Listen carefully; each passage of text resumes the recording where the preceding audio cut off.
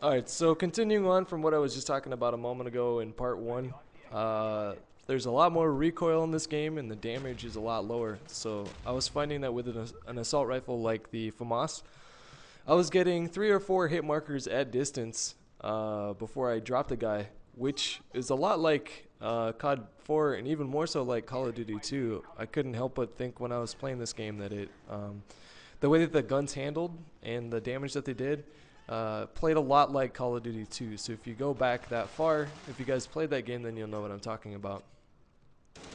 And here I was absolutely clueless and I just get shit on. Um, for this match and for the match that I was playing after this, I actually didn't have any audio in my headphones, and so I was playing with this sort of weird handicap. I ended up doing alright anyways. And then I played another match of a different game type, which I'm going to upload a little bit, some clips from that later on.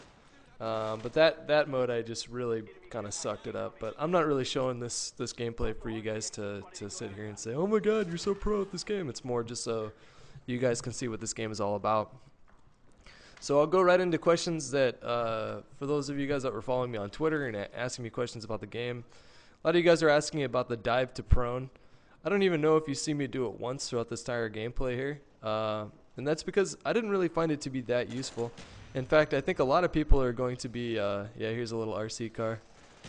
I think a lot of people are going to be doing that on accident when they try to drop shot. So the way that you dive to prone is if you're sprinting and you just hit the prone button or I don't know if you hold it or if you just tap it. But you'll dive, and while you're diving, you can't shoot at all. It's purely an evasive tactic.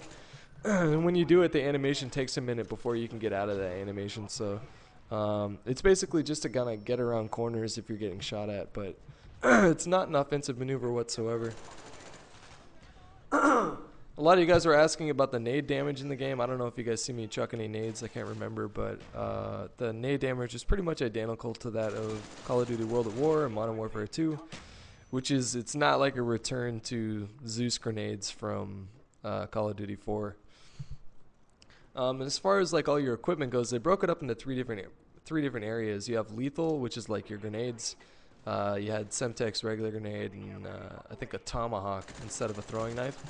Second one was tactical, so that had things like, yeah, tactical insertions back in the game, which I'm not a fan of at all, but what are you going to do?